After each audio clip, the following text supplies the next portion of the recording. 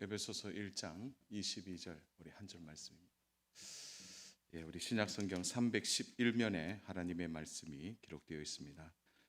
한 절인데요. 우리 같이 합독하도록 하겠습니다. 또 만물을 그의 발 아래에 복종하게 하시고 그를 만물 위에 교회의 머리로 삼으셨느니라. 아멘. 오늘 우리 한번 제목 따라서 해볼까요? 어떤 교회가 되어야 하는가? 교회가 되어야 하는가?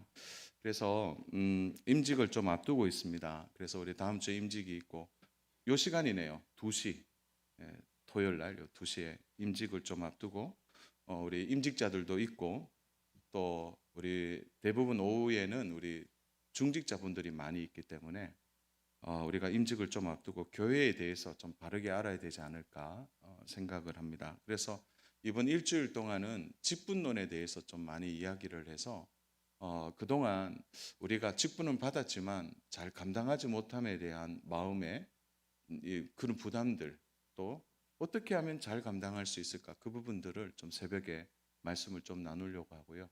오늘은 교회의 이제 토양에 대해서 좀 말씀을 좀 나누고 교회가 어디를 좀 지향해야 하는가, 이 부분들을 좀 함께 좀 나누어 보려고 합니다.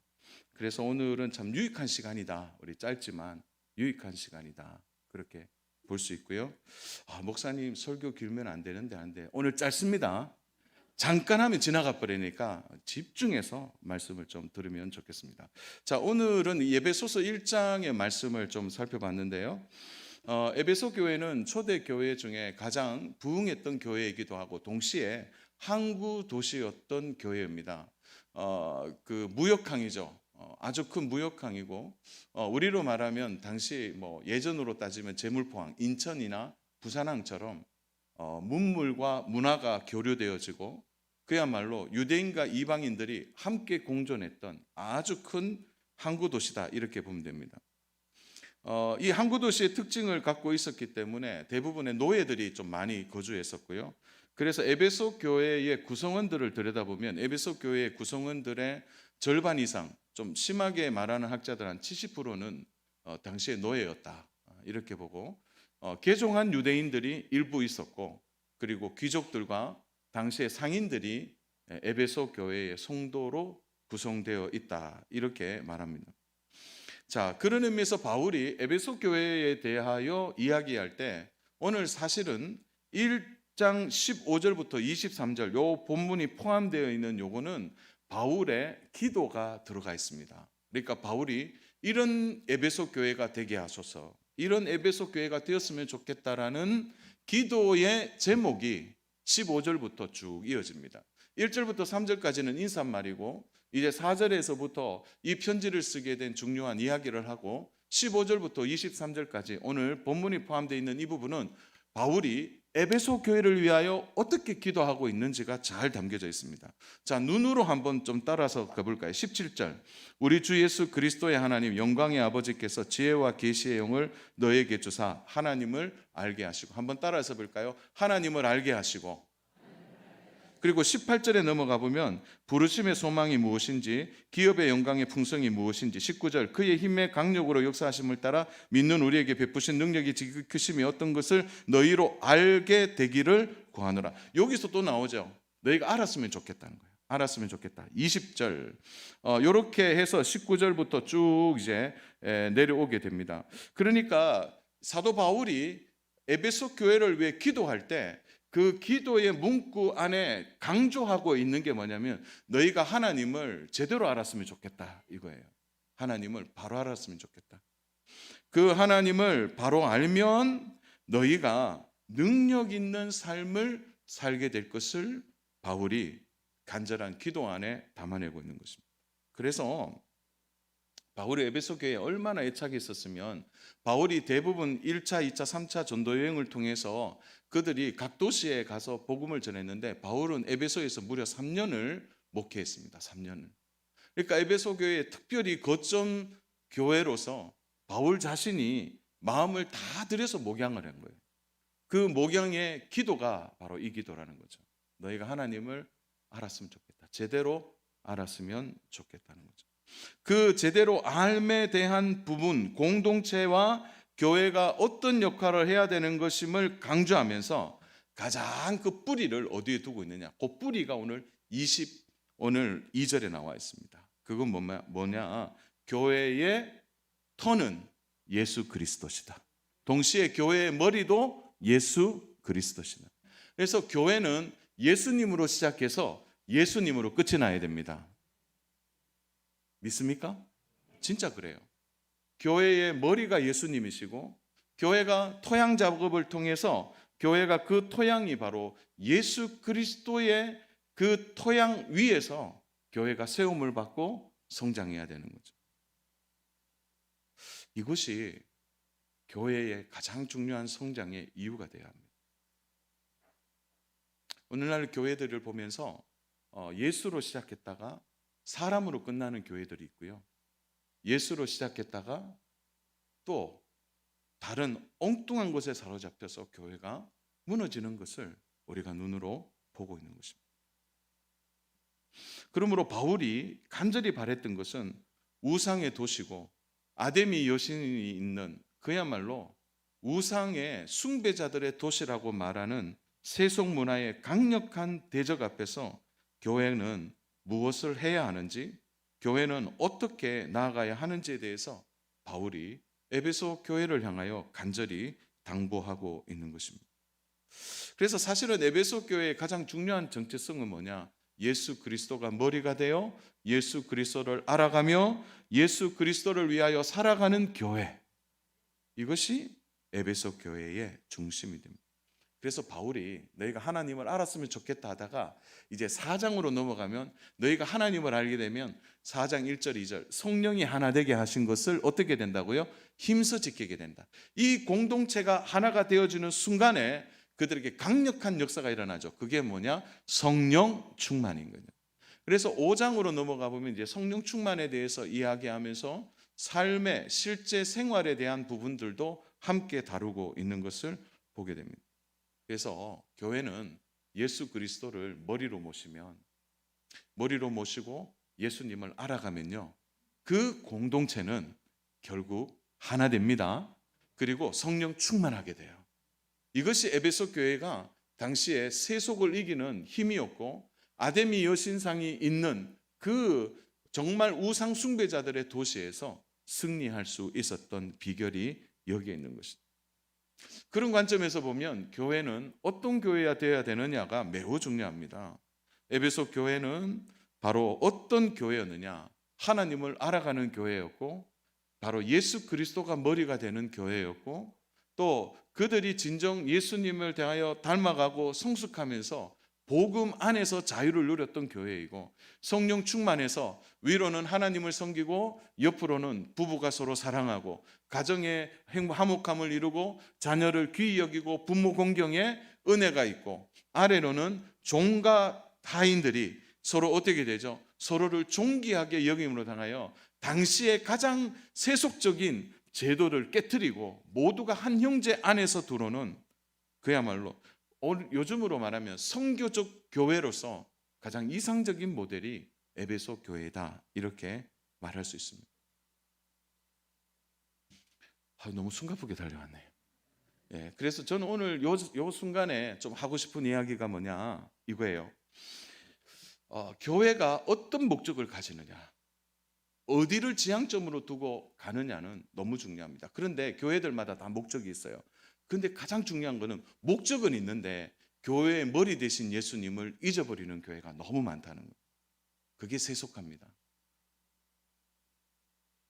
그게 바로 사람이 주관하는 교회가 됩니다. 그래서 저는 오늘 요 이야기를 좀 하면서 우리가 이 목적이 얼마나 중요한지 잠깐 좀 설명하려고 합니다. 제가 정치 얘기는 강단에서 하지 않습니다. 다만 어떤 정책에 대해서 우리가 동성애는 반대합니다. 그것은 하나님이 분명히 말씀하신 건 죄예요. 또 하나 제가 얘기하고 싶은 것은 우리나라가 지난 시간에 이 포용국가라는 정책을 정부가 썼습니다. 이건 우리나라가 어디로 가야 하는지를 잘 보여준다 그래서 포용정책. 그런데 이 포용정책은 뭐냐면 유럽의 사상을 지배하는 가장 중요한 사상이에요. 이게 뭐냐? 모든 인류애를 가지고 모든 사람들이 이민하거나 이주하거나 그들이 자신의 문화를 가지고 나라에 들어오면 그 문화를 존중하고 포용하는 정책입니다. 문제는 이러한 포용국가, 이걸 우리가 다문화주의라고 말하거든요. 다문화주의. 이게 굉장히 이상적이고 인류애가 넘치는 매력적인 정책처럼 보입니다. 요 반대말이 자국 중심주의거든요. 이게 뭐냐면 다문화 사회예요. 다문화 사회. 이 다문화 사회가 뭐냐면 이런 겁니다. 혹시 들어보셨어요? 로마에 가면 무슨 법을 따라야 되죠? 로마법을 따르는 것이 자국민 중심주의예요. 다시 말해서 다문화 사회입니다. 그래서 미국 같은 나라는 어떤 나라입니까? 너희가 이민 왔지만 무슨 법을 따르라 그러죠? 미국 법을 따르는 거예요. 그래서 우리나라 사람들이 많이 실수하는 것 중에 하나가 그런 거래요. 애기들 보면 너무 귀엽잖아요. 그러면 애기들 보면 너무 귀여우니까 우리는 어떻게 합니까? 애기들 이렇게 머리도 쓰다듬어주고 막 격려하잖아요. 그건 미국에서는 안 되는 거예요. 왜 그렇습니까? 미국의 법은 그게 아니라는 거예요. 우리가 거기에 따라가야 되지. 우리의 문화가 그렇다고 해서 우리 문화는 그러니까 이거 틀린 거 아니라고 말하면 그 사회 안에서는 그게 틀린 게 되는 거예요. 그게 다문화 사회입니다. 그런데 이 포용 국가라는 건 뭐냐면은 다문화주의예요. 너도 인정하고 우리도 인정할게. 함께 공존해서 살자. 그래서 문화, 종교, 가치관, 그 차이점과 다양성을 인정하고 받아주는 거예요. 그 중에 하나가 지금 유럽 사회를 휩쓸고 있는 무슬림들입니다. 이슬람 사람들이 너무 많이 들어와서 그들이 어떻게 합니까? 사회를 바꿔버려요. 우리 영국을 한번 볼까요? 영국은 총리가 바로 인도 출신이에요. 힌두교를 믿는 사람이에요. 그리고 런던 시장은 무슬림입니다. 그리고 그 위에 있던 스코틀랜드의 총리도 무슬림입니다. 그들이 들어와서 어떻게 하고 있느냐? 아내를 4명 두기도 하고. 그러니까 일부 일처제인 나라의 제도 안에서 그게 공존할 수 없는데 그 다문화 이 주인은 그걸 다 받아주는 거예요. 사회가 혼란한 거예요. 정책이 막 바뀌고 있는 거예요. 그러다 보니까 지금은 무슬림의 그 강력한 시스템이 이제 자리를 잡는 겁니다. 그래서 유럽 사회가요, 얼마나 지금 힘든지 모릅니다. 이 다문화주의가 결국은 무너지게 되는 거예요. 이걸 통해서 유럽 사회의 기독교 기반이 철저하게 무너지고 있습니다. 2010년 10월에 독일의 앙겔라 메르켈 총리, 지금 퇴임하셨죠? 이분이 다문화 사회를 건설해 공존하자는 접근법은 완전히 실패했다. 국가 정책이 그렇게 해보니까 물밀듯이 밀려오는 이슬람 사람들을 받고 그들의 문화를 존중하다 보니까 그들이 독일법을 따르지 않는 거예요.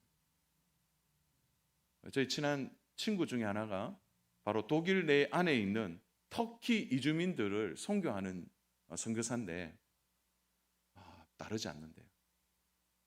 치유의 지역이 돼버렸습니다. 프랑스의 니콜라 사르코지 대통령도 2011년 2월 10일에 프랑스식 이슬람, 프랑스 안에서의 이슬람을 이제는 반대한다고 선포했습니다.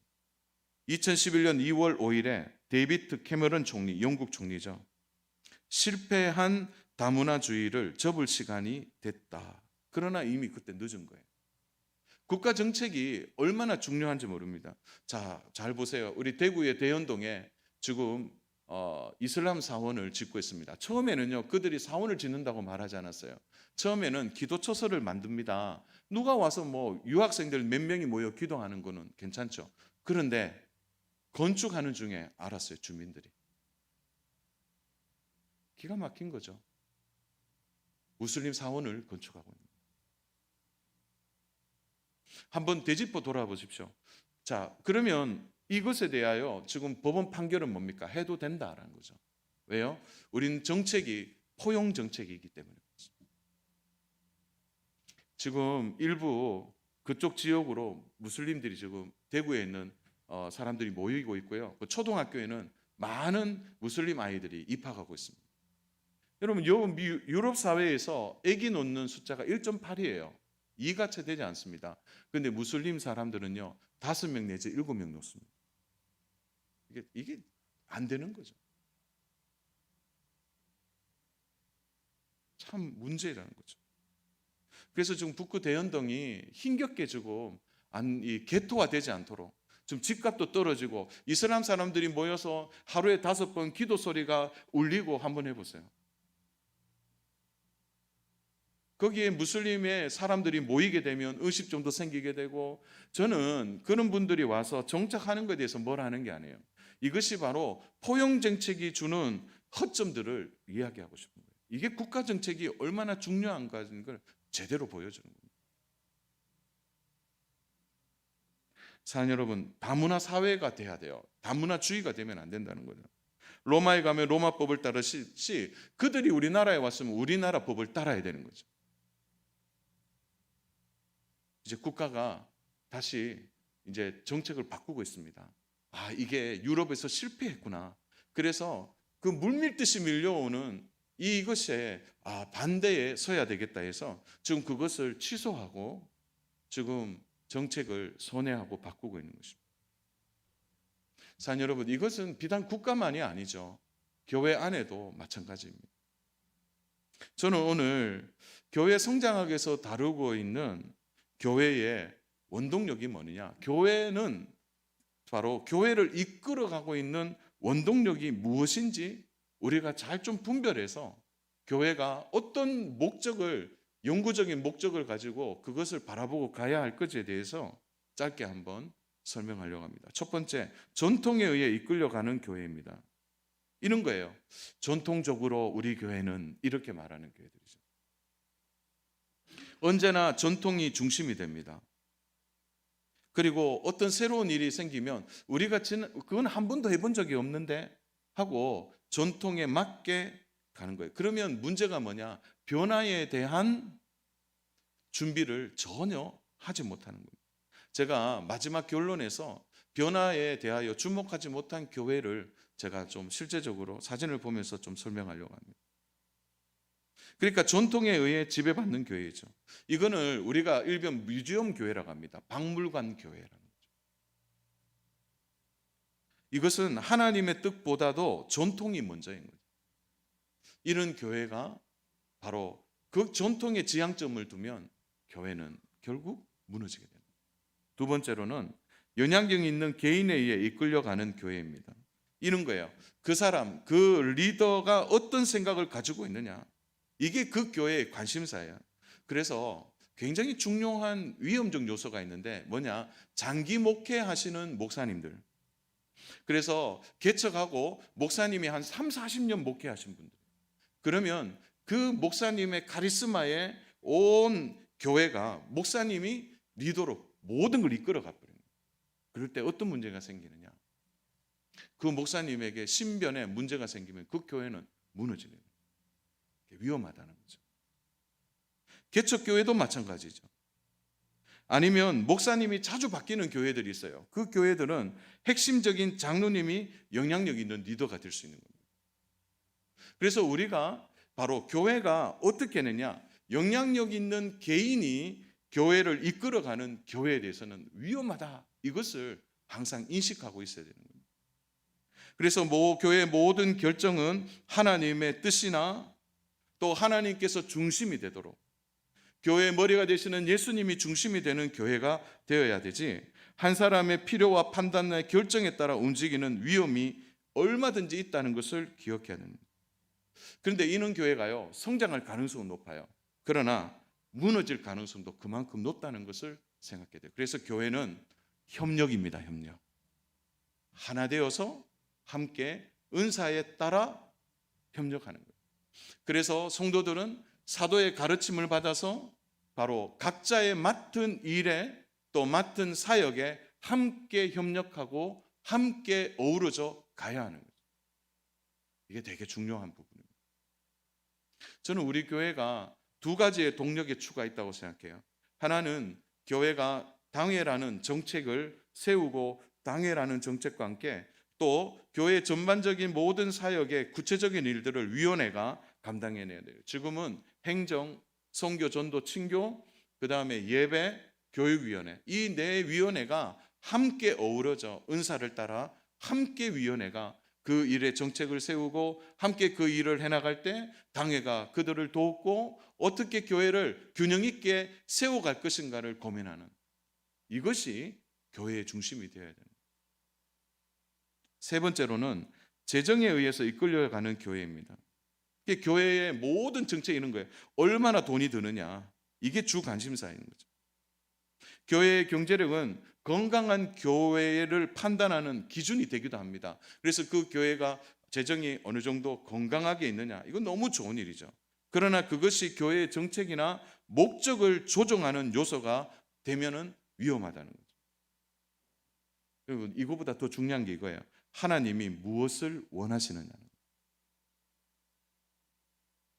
교회의 존재 목적은 하나입니다. 그것은 사람들을 초청해서, 제가 또 후반에 얘기할 거예요, 그들이 구원을 받도록 하는 것이며 바로 그들이 예수님을 닮도록 하는 것입니다.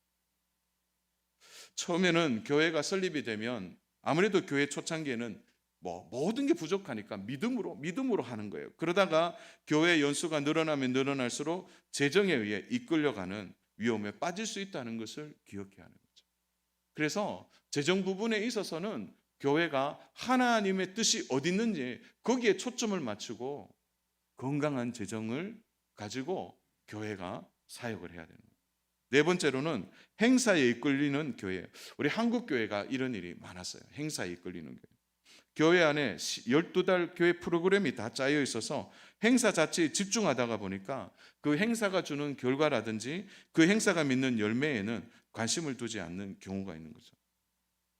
그래서 교회가 몸살을 앓기도 하는 것입니다. 물론 행사가 중요하죠. 함께 하면서 그 안에 누리는 기쁨이 있고 그 안에 누리는 즐거움이 있습니다. 또 동력의 은혜가 있고 또 열매도 나타나기도 하는 거죠. 그러나 행사와 목회가 혼돈되어서는 안 된다는 거죠. 또 행사에 참여하는 사람은 좋지만 참여하지 못하는 사람은 결국 편이 나누어지는 그런 일이 생기게 된다. 다섯 번째는 구도자, 불신자의 요구에 의해 이끌려져 가는 교회입니다. 세상 사람들이 무엇을 원하는가는 교회가 귀 기울여서 관심을 갖고 들어야 합니다. 그러나 마음을 열고 준비하는 자세는 좋지만 바로 불신자들이 이끌어가는 교회가 되어서는 안 된다는 거예요. 구도자 중심의 교회. 물론 세상 사람들이 예수님을 알고 예수님께 관심을 갖도록 교회가 그들을 전도하고 그들과 교제하는 일은 계속해야 합니다. 그런데 고객은 왕이다, 이거는 교회 안에 적용이 안 된다는 거죠. 영혼을 돌보는 일이 교회는 더 중요한 겁니다. 그래서 사랑 여러분, 이거 정말 기억하셔야 되는데 교회의 정체성은 예배입니다. 예배가 무너지면 안 돼요. 오늘날에 교회 안에서 보면 구도자 중심의 예배가 사실 어느 날 한국 교회에 막 휩쓸어 가요. 구도자 중심의 예배. 정말 구도자 중심의 예배를 드리다 보니까 안에 트로트가 막 들어옵니다. 트로트가. 그걸로 저는 글쎄요, 처음 오는 분들의 마음은 평안하게 할 수 있지만 그게 진짜 하나님께 영광이 될까? 아니에요. 사랑 여러분, 하나님의 영광을 우리가 제대로 맛보면요, 사람은 변하게 되어 있습니다. 처음 오시는 분들도 교회가 바른 정체성을 갖고 교회가 기독교 문화를 잘 지켜나가는 교회 안에서 그들이 와서 하나님을 만나야 되는 거예요. 그래서요, 오늘 교회가 참 안타깝게 무너지는 여러 가지를 보게 되는 겁니다. 그러므로 교회의 기초가 무엇이 되어야 하느냐, 교회는 어디를 목적으로 두고 가야 하느냐, 오늘 이 세 가지만 좀 얘기하고 결론을 낼까 합니다. 첫 번째로는 교회의 최고의 관심은 어떻게 하든지 사람들을 초청해서 그들을 예수 믿게 하는 것입니다. 이게 중요한 거예요. 교회의 성도와 청교와 전도의 목적이 여기에 있는 것입니다. 그러므로 우리 안에 드리는 예배가요, 역동적이어야 될 이유도 여기에 있는 거죠. 우리가 은혜를 받아야 되잖아요. 그래서요, 교회 예배가 은혜가 되도록 기도 많이 해주셔야 합니다. 특별히 저를 위해 많이 기도해 주셔야 돼요. 강단에서 정말 생명의 말씀이 선포되어야 됩니다. 저를 위해 정말 기도해 주세요. 하나님의 말씀이 제대로 강론되도록. 세상적이고 세속적인 말이 아니고. 그래서 예배에 하나님의 말씀이 살면요, 우리가 다 삽니다.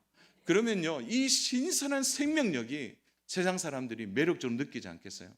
저 사람들은 교회에 갔다 가면 얼굴이 달라지는 거예요. 그게 매력이 되는 거예요. 우리가요, 그렇게 해서요, 교회 한번 와봐라.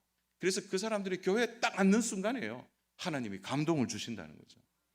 예수 믿는 변화가 생긴다.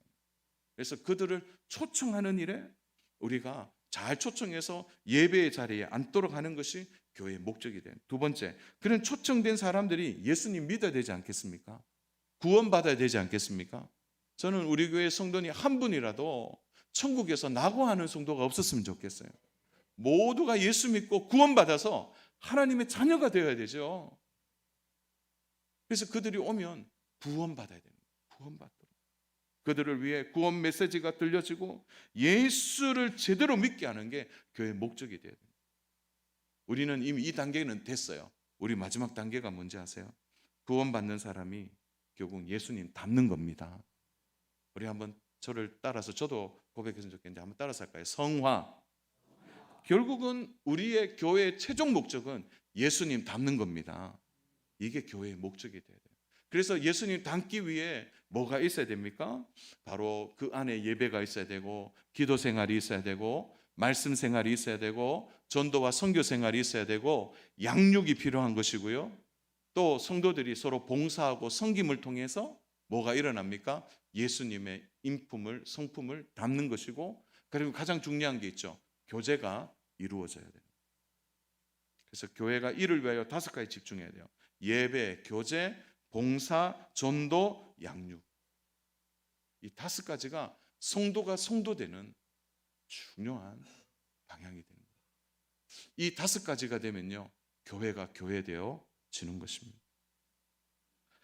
교회가 감당해야 할 일이 많이 있습니다. 그러나 사실은 교회 안에 주어진 자원이 한정이 있기 때문에 우리가 이 지향점을 위해 함께 달려가야 되지만, 교회가 무엇을 해야 할지 교회는 신중하고 지혜롭게 교회 구성원들과 함께 고민하며 교회의 이 5가지 중심을 가지고 바로 초청해서 구원받게 하고 성화되어질 수 있도록 온 교회가 힘을 거기에 모으고 나아가야 될 줄로 믿습니다. 그러므로 지도자들은, 우리 지도급에 있는 분들, 또 직분자들은 예수님이라면 어떻게 하셨을까를 늘 생각해 봐야 돼요. 그리고 나의 의견이 아니라 공동체 전체가 어떻게 해야 하는지 거기에 마음을 두어야 합니다. 예수님이 강조하신 성도를 사랑하고 이웃을 사랑하는 것이 중심이 돼요. 그래서 직분자들의 최고의 해야 될 덕은 뭐냐? 사랑하는 겁니다. 사랑하는 거. 사랑하는 거예요. 저는 우리 교회가 이번에 헌당하는데 가슴이 뜁니다. 어제 아래죠, 목사님 한 분이 전화를 주셔서 헌당한다는 초청장을 받고 그분이 막 감격해 하길래 제가 오히려 민망하셨어요. 요즘 헌당하는 교회가 어딨냐 막 그러시더라고요. 그래서 이게 참 큰일이구나. 보십시오. 하나님이 헌당하게 해주시고 교회 토양을 이미 준비해 주셨습니다. 우리는 그 토양 위에서 예배를 통하여 또 다음 세대를 세우는 일과 전도와 선교하는 일에 집중되고, 이것이 교회의 목적이 되어야 합니다. 주 안에 사랑하는 여러분, 저는 우리 교회 너무 좋은 교회이고 함께 이 일을 이루어가는 축복된 교회인 줄로 믿습니다. 이 3가지 잊지 마세요. 사람을 초청해서 구원받게 하고 성화하는, 이것이 교회의 가장 중요한 가치요 목적이 되어야 됩니다. 이걸 위하여 5가지, 예배, 교제, 그리고 성김, 전도, 양육이 교회 안에서 어우러져서 너무 귀하게 교회가 건강해지고, 올해 우리 교회가 성장하고 또 성숙해서 더 많은 것으로 하나님께 영광 올려드리는 그러한 한 해가 될 줄로 믿습니다. 이 일에 우리 모두가 협력해 주시기를 바랍니다. 제가 미국 교회를 가면서 그 좀 집중적으로 탐방했던 교회가 있는데 그 교회에 대해서 제가 이제 작은 논문을 하나 썼어요. 그래서 요 교회를 잠깐 좀 소개하고 한 교회가 어떻게 성장하고 쇠퇴했는지, 그리고 지금도 계속 성장하는 두 교회를 사진으로 짧게 설명하고 말씀을 마칠까 합니다. 자, 제일 먼저 우리가 로버트 슐러 목사님이 세운 우리가 잘 아는 크리스탈 수정교회죠. 수정교회를 잠깐 소개하려고 합니다.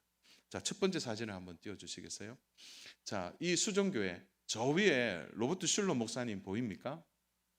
2층에 저게 교회의 강단입니다. 강단이고 사람들은 저때 미국이 사회가 이제 막 경제력이 한참 좋을 때예요. 그러다 보니까 미국 사람들이 어떻게 되죠? 이제 차에서 내리지 않고 뭐 하고 있습니까? 차 안에서 예배를 드리고 있는 거예요. 로버트 슐러 목사님의 목회가 뭐냐? 방송을 통하여 듣고 직접 차를 몰고 와서, 그러니까 주차장에서 예배 드리는 거예요. 주차장에서. 좀 더 큰 사진으로 한번 보겠습니다. 자, 그 중간에 창이 있죠?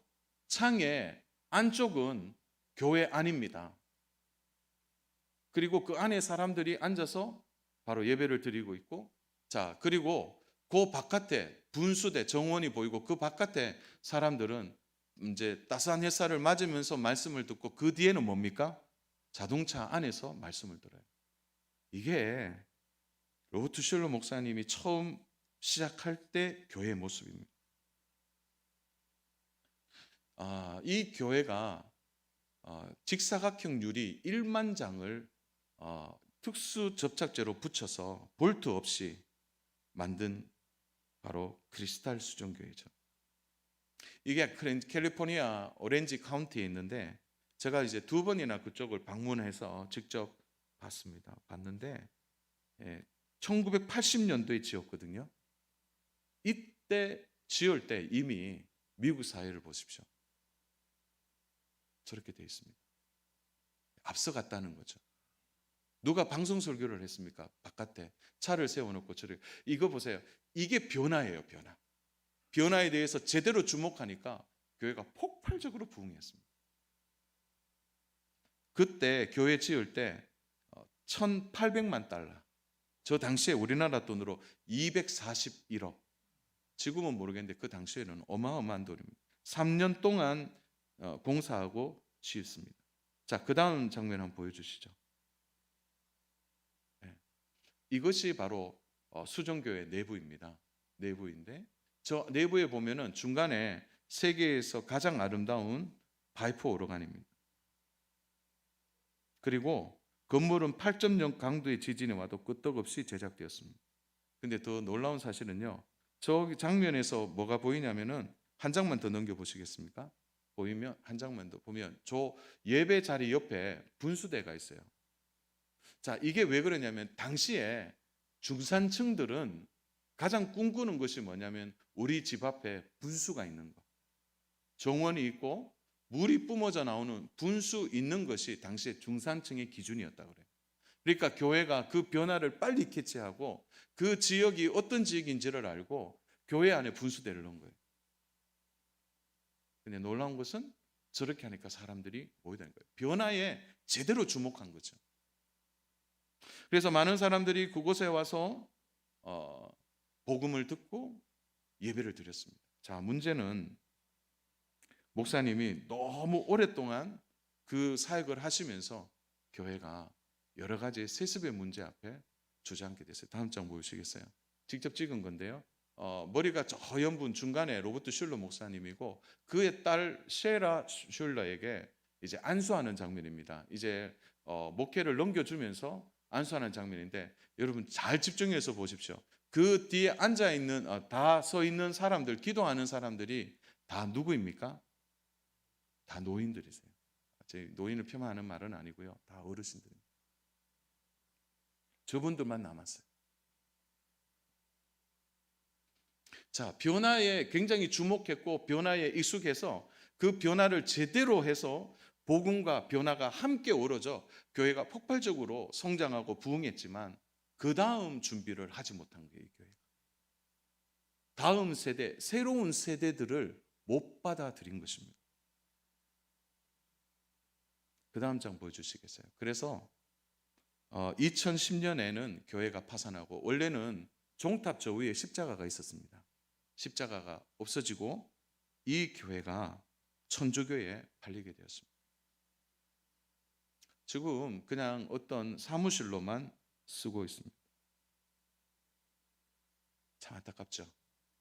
자, 처음에는 변화에 주목하고 그리고 이 일을 잘해서 복음과 함께 어우러져 갔지만 그 다음에 변화를 준비하지 못했고, 그 다음에 바로 뭐예요? 한 사람의 리더십에서 너무 교회가 끌고 가요. 다음 세대를 세우지 못하고 교회가 무너졌습니다. 자, 다음 장. 그러면 성장하는 교회를 보여드릴게요. 지금도 성장하는 교회, 더 그로브 교회라고 그 지역에 있는 교회입니다. 그런데 첫 번째 수정교회와 이 교회 차이가 뭔지 아세요? 제가 낮에 찍은 사진이거든요. 차이가 뭡니까? 어두워요. 1970년대, 80년대 대부분의 사람들은 밝은 곳을 좋아했습니다. 환한 곳을 좋아했습니다. 그러나 그 다음의 세대들은요, 그렇지 않아요. 그렇다고 어둠의 자식들은 아니고, 그 다음의 세대들은 빛에보다는 분위기와 감성에 예민한 세대라는 거예요. 교회가 전체적으로 다운돼 있지만 그 안에는 역동적인 교회였습니다. 주일 예배를 저렇게 드려요. 다르죠. 그 다음에 세대의 문화를 읽은 겁니다. 또 그 다음 장 한번 보여주십시오.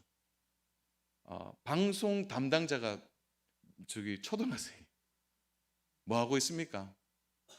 저 카메라를 들고 있는데 키가 안 돼 갖고 지금 이렇게 하고 있는 거예요. 이렇게. 뭐냐? 이 교회가 역동적인 것은 모든 세대가 함께 교회의 은사를 따라 함께 일어난다. 최근 우리 교회에서 그 보조 선생님으로 중학생, 고등학생이 지금 보조로 들어온다 하더라고요. 이렇게 돼야 됩니다. 교회가 함께 가는 거예요. 저 아이가 저거를 카메라를 잡았는데 청소년이 되면 얼마나 잘 잡겠습니까? 이게 교회가 살아있는 거죠.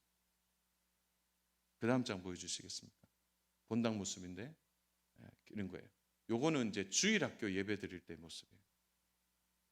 변화에 민감한 세대들, 그들에 맞추어서 예배가 진행되고 있습니다. 제가 이 교회에 이제 찾아가서 여러 군데를 봤는데 교회가 그 변화에서, 그랬어요. 가보니까 다음 세대가 막 엄청나게 많아요. 변화에 새롭게 세워진 교회입니다. 사랑하는 여러분, 여기까지 우리가 한번 오늘 살펴봤습니다. 우리 교회가 어떤 교회가 되어야 될까요? 답은 하나입니다. 사랑하는 여러분, 우리 교회의 머리는 예수님이세요.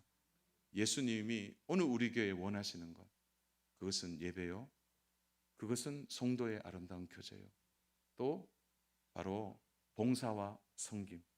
이번에 임직을 앞두고 참 섬기고 봉사하는 분들이 많아서 너무 감사합니다. 그래서 우리가 한 지체임을 함께 누려야 됩니다. 그리고 전도와 선교. 코로나 3년 동안 우리가 사실 이 대인과 함께하지 못해서 그런데 교회는 전도하고 선교하는 일에 집중해야 합니다. 그리고 양육을 받으셔야 돼요. 이제 2년부터 4년까지 우리 교회가 준비하는 커리큘럼이 있습니다. 거기에 들어오셔야 됩니다. 그래서 양육을 받으셔야 돼요. 성화되도록 준비하셔요. 이 일에 사는 여러분, 우리 교회가 목적을 두고 어쨌든 함께 달려갈 때 성도 여러분들이 힘을 내시고, 또 이번에 직분자들이 세워질 때 함께 동력하고 도약하는 아름다운 은혜가 우리 교회에, 또 성도님들과 함께 연합을 이루어 아름다운 교회로 우리 교회가 다시 한번 영적 도약이 일어나는 아름다운 교회 될 줄로 믿습니다. 이 일에 우리 모든 성도님들이 함께 협력하고 달려가기를 주님의 이름으로 축복합니다.